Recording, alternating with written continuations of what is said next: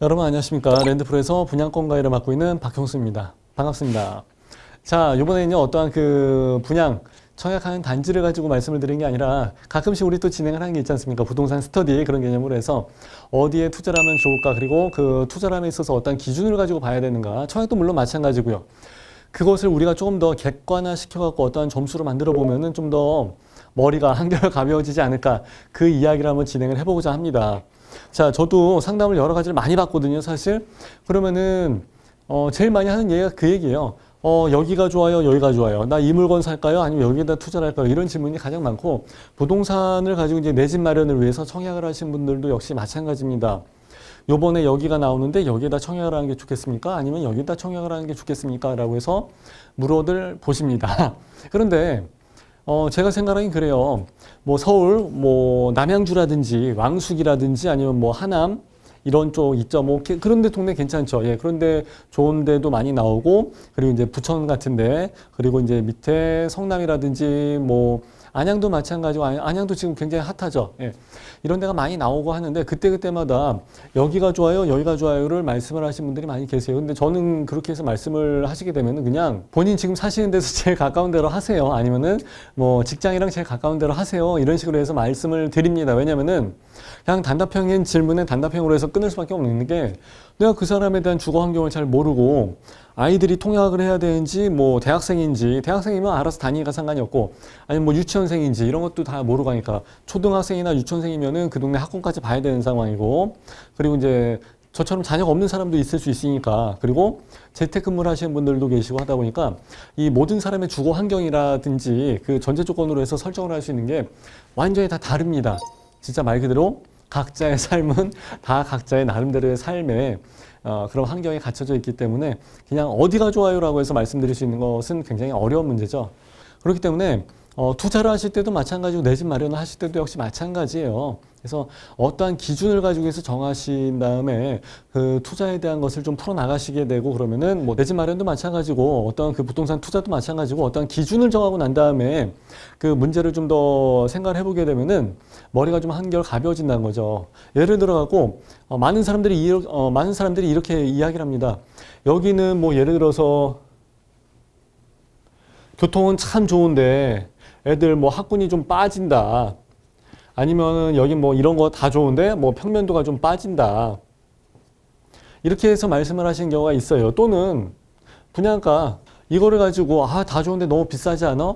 좀 나한테 무리가 될 수 있겠는데, 이런 게 여러 가지 요건들이란 게 좀 있죠. 근데 집을 구하는 과정에서는요, 내가 분명히 말씀을 드릴게요. 부동산 투자도 마찬가지인데 이 모든 것들이 다 완벽한 건 없어요.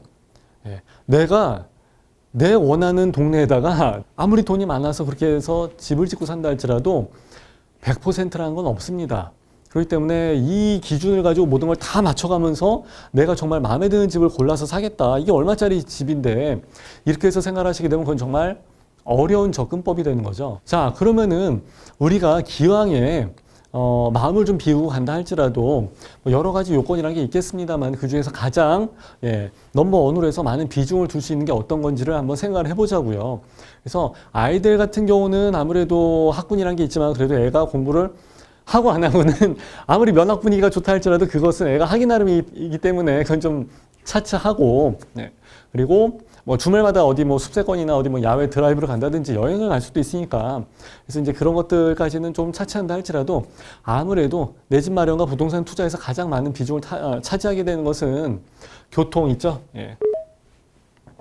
이 교통이 아닌가 그렇게 생각을 합니다. 아무래도 출퇴근을 하는 것은 뭐 여름방학이나 겨울방학이 없이 뭐 매일같이 술 먹은 다음날도 나가야 되고 백신 주사를 맞고 난 다음날도 나가야 되기 때문에 이것은 정말 피할 수 없는 문제가 아닌가 싶죠. 그렇기 때문에 가장 많은 비중을 두는 게 사실 이런 부분이고, 교통이 전제 조건으로 해서 모든 게 설정이 돼야지 이걸 가지고서 많은 가격에 대한 프리미엄 뭐 이런 것들도 생각을 해볼 수 있기 때문에 입지 조건이란 것도 역시 교통에 대한 그 영향이 굉장히 큰 거고, 그러다 보니까 교통에다가 가장 많은 비중을 둘 수밖에 없다는 거죠. 그럼에도 이제 교통만 가지고서 끝나는 게 아니라 이 교통도 여러 가지 조건이 좀 있습니다. 우리가 흔히 얘기하는 SRT도 있고 KTX도 있고 그죠?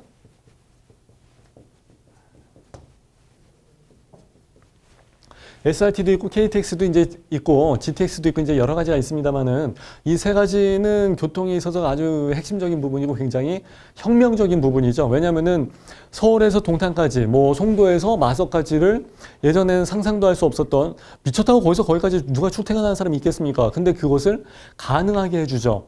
시공간을 뛰어넘게 해주는 거죠. 그러니까 많은 교통비를 부담을 한다 할지라도 그만큼 집값이 훨씬 더 싸기 때문에 세이브되는 게 굉장히 크죠. 그런 경제적인 부분도 있고 그리고 출퇴근함에 있어서 지방 사는 사람들의 가장 큰 걱정이 그거죠. 내가 이 시간까지 회식하고 들어가서 집에서 자게 되면은 아씨 2시간 자고 일어나서 다시 나와야 되네 하는 거예요. 저도 해봐서 알고 있습니다. 그렇기 때문에 그만큼의 많은 시간을 돈을 주고 살 수 있다는 거죠.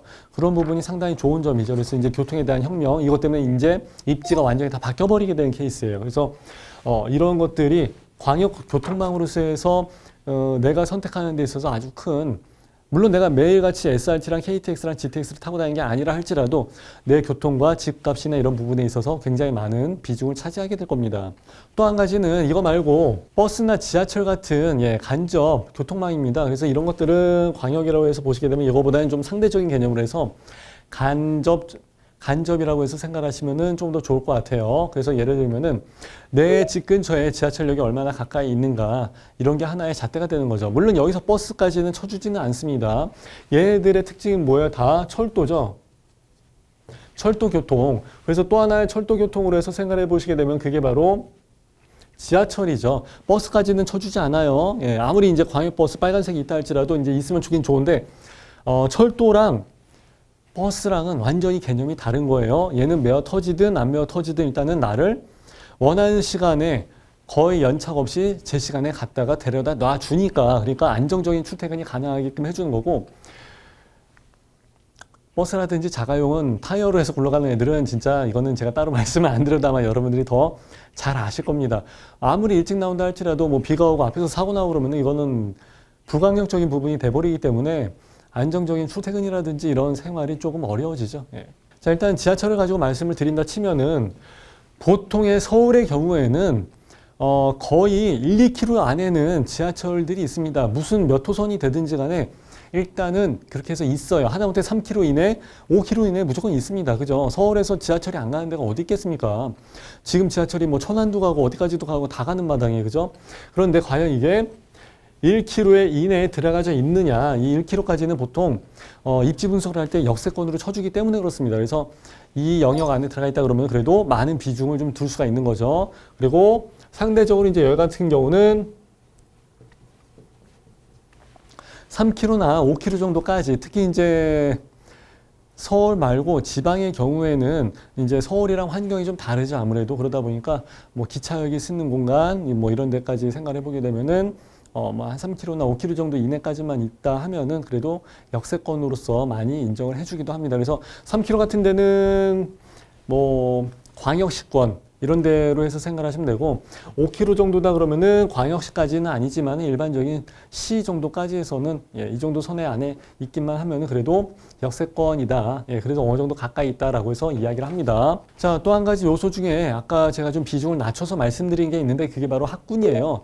학군 같은 경우는 사실 아이가 다니는 경우도 있고 안 다니는 경우도 있고 자녀가 있는 경우 없는 경우가 있으니까 그리고 초등학교, 중학교, 고등학교 다 다르니까 그리고 이제 국공립 어린이집이랑 다 다르니까 근데 중학교 이상만 넘어가서 이제 고등학생이나 대학생까지가 되게 되면 거의 학군에 대한 그 범주에서 좀 벗어나게 되죠. 그래서 이제 사람마다 다 다르기 때문에 아무래도 교통보다는 학군이 비중이 좀 더 낮아질 수밖에 없습니다. 그러나 아이 키우는 사람들 입장에서는 또 아빠가 멀리 차려가지고 출퇴근을 하니 있더라도 아이들을 명문에다 넣어주고 싶고 가까이 초품화 있는 데다 넣어주고 싶고 하는 그런 마음이 또 분명히 있긴 있죠. 자, 그런데 입지 분석을 하는 과정에서 학군을 가지고 말씀드리는 이유는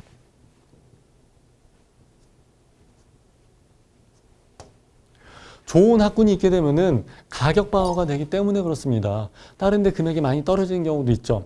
조정을 받아서 살짝 내려가는 경우가 있어요. 조정이라고 얘기하지 폭락이나 하락이라고까지 해서 이야기를 하는 경우는 별로 없어요. IMF나 뭐 이런 뭐 리먼 사태나 이렇게 온 경우는 10년에 한번 올까 말까 하는 사태이기 때문에 예. 나머지 경우는 다 일반적인 조정을 받는 경우가 있는데 그렇다 할지라도 학군이 갖춰져 있는 케이스에서는 그렇게 많이 떨어지거나 그런 경우는 없기 때문에 그렇습니다. 물론 그냥 학교를 다녀야 되기 때문에 이제 선택을 하겠지만은 그래도 가격 방어가 된다는 거죠. 이런 케이스는 결국은 그 학군이 있는 쪽이 대단지의 요건을 갖춰져 있고 어느 정도 인프라가 형성이 되어 있기 때문에 역시 같은 맥락에서 가격 방어가 된다라고 해서 생각하시면 돼요. 자, 아까 제가 교통에 대해서 말씀을 드렸었고 학군에 대해서 말씀을 드렸었고 그리고 이번에는 평면도를 가지고 한번 또 말씀을 드려볼게요. 평면도는요.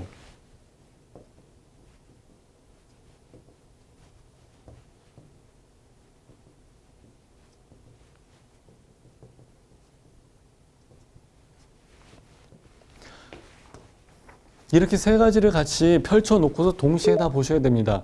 제가 항상 홈페이지 가지고 말씀을 드릴 때 이 세 가지를 가지고 말씀을 드리잖아요. 자, 여기서 말씀드린 평면도에서는 또 두 가지가 나오게 됩니다. 첫 번째는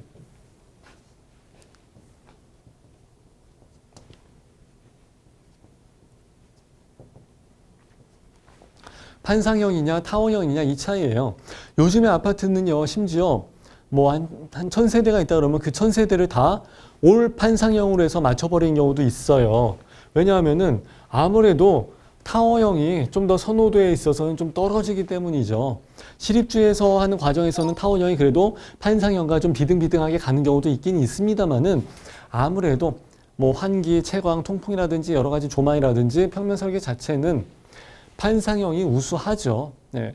그래서 이런 부분도 생각을 해봐야 되는데 이걸로서 끝나는 게 아니죠. 아파트를 짓게 되면 거의 대부분의 경우는 V자로 해서 갈매기로 해서 지어요. 그래서 여기 한 집, 여기 한 집, 여기 한 집, 여기 한 집, 뭐 하나 더 있을 수도 있고. 근데 여기가 마주하는 과정에서 요거를 아이들 방 2개, 안방하고 거실을 이쪽으로 해서 조망을 빼는 경우가 있죠. 중간에 있는 여기 꼭지점에 있는 이 아파트를 올 판상형으로 해서 빼기가 쉽지가 않기 때문에 여기다 타워형을 집어넣는 거거든요. 여기가 마통풍이 되게끔 해서 빼기가 쉽지가 않습니다. 사실 설계를 하기에는. 그렇기 때문에 타워형을 넣게 되는데 타워형의 장점은 일단은 그래도 조망이 두 가지로 해서 나오기 때문에 좀 트여지는 경우가 있어요. 여기가 앞에 똥이 있을 거고 여기도 옆에 똥이 있을 거고 하다 보면은 가리게 되는 경우가 좀 있을 수 있거든요. 근데 일단은 모서리 꼭지점에 있다 보니까 가끔씩 조망은 판상형보다는 타워형이 조금 더 유리하게 나오게 될 경우가 있긴 있습니다. 예. 그래서 일부 사람들은 뭐 동호수 단지 배치도를 보고서 선택을 해야 되느냐 아니면 그냥 평면도 자체를 가지고 선택을 해야 되느냐 이걸 가지고 사람들이 논하게 될 때가 좀 있긴 있습니다. 근데 시립주 입장에서 아무래도 실생활을 하신 분들은 당연히 판상형 위주로 해서 선택을 하시고 조망이 그렇게 차이가 나지 않는다 그러면 당연히 판상형인데 앞에가 판상형임에도 불구하고 앞에가 막혀져 있는 경우가 있어요. 그럴 때는 동호수나 단지 배치도를 보면서 앞에 조망이 나오는 쪽으로 해서 타워형에 몰리게 되는 경우가 간혹 있습니다. 간혹. 그러니까 제 말투를 잘 들어보시게 되면은 간혹 있습니다. 어쩌다 그런 경우가 좀 있다고 해서 말씀을 드리는데 그러니까 일반적인 케이스는 이게 아니라는 거죠, 사실. 예, 그래서 이제 요거는 여러분들이 눈치껏 잘 감을 잡고 아, 저 양반이 저런 식으로 말을 하는구나 어투를 잘 듣고서 이해를 하시고 눈치를 채시면 좋겠어요. 자, 단지 배치도 같은 경우는 내 단지 안에 여러 개의 아파트들이 들어가 있지만은 이걸로서만 끝나는 게 아니라 사실 요즘 아파트 숲이잖아요. 이 주변이 지방 아파트 같으면 다 숲이고 산이고 하면 좋으니까 상관이 없는데 일반적인 신도시라든지 이런 경우에는 분명 옆에도 무언가가 있을 거라는 말이죠. 분명히 이제 아파트 숲이니까 그 옆에 단지에 뭐가 들어갔냐가 굉장히 중요합니다. 제가 이제 별도로 개인 강의를 또 진행을 하는 부분이 있는데 이때 용적률하고 건폐율이 나옵니다. 용적률하고 건폐율은요, 일반 사람들, 뭐 공인중개사들, 공부 좀 하신 분들은 다 알아요. 아니면은 인터넷에서 건폐율 딱 치고 그러면 다 합니다. 다 나오죠. 건폐율, 용적률이 뭔지. 근데 거기서 끝나는 게 아니라 그건 이제 공인중개사 자격증을 딸 때 그때 하는 시험 공부고 실제 부동산 투자에서는 이게 이렇게 해서 적용을 하게 되는 거예요. 여기가 3종 일반 주거지역이에요. 1, 2, 3종 뭐든지 간에 여긴 그냥 아파트가 들어가는 일반 주거지역인데 여기가 만일에 중심상업지역이라고 해서 생각을 해보자고요. 그럼 여기는 1500%까지 해서 올라갑니다. 용적률이. 그러니까 여기는 뭐 요만큼 아파트 올라가는데 여기는 이만큼의 아파트가 이만큼의 높은 건물이 올라간다는 거죠. 그러면은 동서남북을 가지고 생각을 했을 때 이제 여기가 북쪽이라고 생각을 하시면은 이렇게 있는 경우는 사실 그렇게 영향은 없습니다. 근데 마침 중심상업지구가 내 아파트 단지 밑에 남쪽에 자리를 잡았다 그러면 이건 얘기가 완전히 달라지죠? 왜요? 해가 떠서 가는 내내 이 높은 빌딩이 나를 계속해서 가릴 것이기 때문에 그래요. 그래서 용적률이 높은 중심상업지구나 이런 상가단지들이 과연 내 단지의 밑에 쪽에 있느냐 아니 위에 쪽에 있느냐 여기에 따라서 완전히 달라지는 겁니다. 물론 상업지구가 가까이 있다는 게 좋은 점도 있어요. 왜냐하면은 아파트 단지 내 상가 있어봤자 그거 뭐 몇 개 있겠습니까? 근데 중심 상업지구에 나가서 보시게 되면은 병원도 있지, 학원도 있지, 치과도 있지, 그리고 각종 엔터테인먼트, 극장도 있지, 그리고 맛집도 있지. 좋은 게 어마어마하게 많이 있으니까 내 생활에 대해서 훨씬 더 쇼핑도 마찬가지고 윤택하게 돌아가게 할 수 있다는 거죠. 그러니까 가까이 있으면 좋기는 하지만 너무 가까이 있으면 안 되고 기왕이면은 남쪽에 있으면 안 되고 기왕이면 좀 북쪽으로 해서 있다든지 하게 되는 게 상당히 유리하겠죠. 그래서 이런 거 하나하나를 좀 따지고 보시면은 내 집 마련과 부동산 투자하는 데 있어서 조금 더 좋지 않을까 이제 그렇게 생각을 합니다. 제가 준비한 여러 가지 이제 자료 여기 항목에 보시게 되면 약 31가지 정도의 그 요소들이 있거든요. 근데 이걸 가지고 하나씩 다 말씀을 드리긴 굉장히 어렵고 요거 하나 또 말씀을 드릴게요. 지인입니다. 지인. 아니 지인이 있는 게 부동산 투자랑 무슨 상관이야라고 해서 말씀을 하신 분들도 계시겠는데 상관이 있습니다. 남자분들이야 뭐 여기 살다가 뭐 먼 지방 가서 살기도 하고 또 다른 데 가서 살기도 하고 하니까 홀몸일 때는 상관이 없고 진짜 어디든지 다 갈 수가 있어요. 근데 여성분들은 좀 얘기가 좀 다른 것 같아요. 예, 저도 상담을 많이 하다가 처음에 이해를 못했어요. 근데 저는 여기에서 다른 데로 이사를 가고 싶지 않아요. 멀리 가기 싫어요. 라고 해서 말씀을 하신 이유는 그곳이 익숙해서 그런 것도 있고 만족스러운 것도 있지만은 기존에 이제 선후배 관계, 이제 뭐 친구, 그리고 이제 어머니 모시고 산다든지 형제자매가 있다든지 하니까 그래서 그 사람 간의 인적 관계가 있기 때문에 그 관계에서 멀리 벗어나고 싶지를 않아 하는 경우가 좀 있더라고요. 그래서 주변에 지인 관계라든지 그런 인적 관계를 가지고 사람들이 많이 생각하니까 그런 부분도 좀 염두를 해 두시는 게 좋을 것 같고요. 이거 말고도 일단 제가 간단하게 여러 가지 항목들을 좀 불러드릴게요. 아까 말씀드렸던 역세권이냐, 광역교통망이냐, 이제 이런 게 있었고, 그리고 이제 주변 상권 있죠. 예. 아무래도 상권이 많다 보면은 내 생활을 윤택하게 하기 때문에 이제 그런 게 상당히 좋은 거고, 그리고 아까 용도 지역, 말씀을 드렸습니다. 그래서 아까 용적률하고 건폐율을 말씀드린 이유가 그거예요. 예. 이곳은 일종 주거지역이냐, 뭐 중심상가, 뭐 상업지역이냐, 여기에 따라서 많이 달라지는 부분이니까. 자, 그리고 공실률. 내가 임대를 놓을 건 아니지만은 인기가 많은 지역의 아파트다 그러면 매물이 잘 나오지가 않겠죠. 그러니까 매물, 부동산 매물이 얼마만큼 많이 나와 있느냐 이제 이런 것도 비율로 보셔야 돼요. 세대수에 맞춰갖고 인기적이고 세대수가 많고 그러다 보면 그런 데에서는 아무래도 부동산 물건이 잘 돌아가고 하다 보니까 물건이 많이 나올 수도 있고 그래요. 그래서 프로테이지 비율로 해서 보시는 게 맞고요. 그리고 공실률과 같이 맞춰서는 또 생각해 볼 게 수익률이죠. 예. 몇 퍼센트의 수익률을 주고 있는가. 내가 만일에 지금 살고 있는 집 이 정도인데 월세를 놨을 때는 얼마 정도에 놓게 되고 보통 이제 그러면 수익률이 얼마 정도 나올 수 있는가. 이런 것도 여러분들이 감안을 하시는 게 좋을 것 같습니다. 그리고 공실률과 수익률과의 관계는 상당히 중요합니다. 수익률이 상당히 높은데 공실이 생겨져 버리니까 그 수익률이 실현이 안 되는 거예요. 실현이. 계산만 때려가고 9% 나오고 막 11% 나오면 뭐예요? 사람이 채워줘야지. 그러니까 공실률 상태로 해서 계속 가다 보니까 나는 은행 이자가 나가는데 그러면 공실률은 나오면 나올수록 한 달이 되면 한 달이 될수록 두 달이 되면 두 달이 될수록 그만큼 나의 임대 수익이 실현이 안 되고 오히려 이자가 나가버리니까 오히려 수익률이 빠지게 되죠. 그러니까 이 두 가지 케이스는 여러분들이 꼭 감안을 하셔야 되는 겁니다. 수익률만 따져서 진행을 하신 분들이 있기 때문에 말씀을 드린 거예요. 그리고 아무래도 내가 선택한 지역에 세대수가 많다 그러면은 좀 유리하죠. 예, 팔고 나오기도 좋고 물건이 좀 잘 돌아가게 되니까 그런 점이 확실히 좋고 이것뿐만이 아니라 주변에 인접 세대수 이것도 같이 고려를 하시는 게 좋죠. 일전에 봉담 프라이드 시티도 마찬가지입니다. 여기 4,000세대 들어가는데 그거 세대 말고는 아무것도 없어. 다른 데 봉담 라피네, 봉담 동아지구, 무슨 지구, 봉담지구, 완투 이런 데랑 완전히 뚝 떨어져 있어하고 자기네들만 4,000세대가 딱 있고서 끝나버리니까 적지 않은 세대긴 한데 주변에 인접 세대가 없으니까 이것도 참 애매하죠. 그죠? 예. 이것도 역시 중요한 고려 사항이 되겠습니다. 이런 것들 말고 이제 조망. 어떠한 조망을 가지고 있느냐, 골프장이냐, 야산이냐, 강이냐, 호수냐 이런 거에 따라서 역시 다 다르죠. 그리고 이 조망은 가시거리, 그리고 각도, 조망 각도. 아파트 사이로 조망의 가시거리는 굉장히 긴데 조망 각도는 굉장히 좁아요. 그러니까 이거는 아파트 틈새로 보이는 거죠. 그러니까 얼마나 길면 뭐 하겠습니까? 그리고 그 앞에 골프장 조망이 있으면 뭐 하겠습니까? 굉장히 아쉽죠. 그래서 조망과 각도, 가시거리 이런 것들도 여러분들이 같이 고려를 하시는 중요한 내용 중에 하나가 되겠습니다. 여기에 따라 갖고 이제 P가 프리미엄이죠.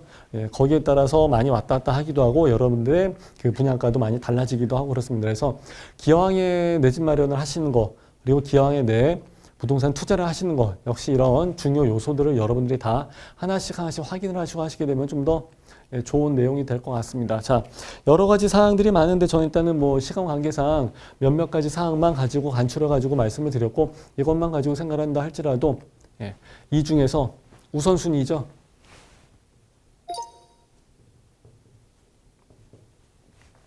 아까 교통 같은 우선순위를 먼저로 해서 놓으시고 나머지는 각자 주거 환경에 따라 가고 비중을 좀 두어 가면서 생각을 하시게 되면 좀 더 내 집 마련을 하는데 좀 수월해지지 않을까, 결정 과정이 편해지지 않을까 이렇게 생각을 합니다. 자, 이렇게 해서 오늘 제 강의는 마무리하는 걸로 하고 여러분들이 부동산 자산 관리와 내 집 마련 하는 데 있어서 선택에 좀 도움이 됐으면 좋겠습니다. 자, 이렇게 해서 마무리하는 걸로 할게요. 감사합니다.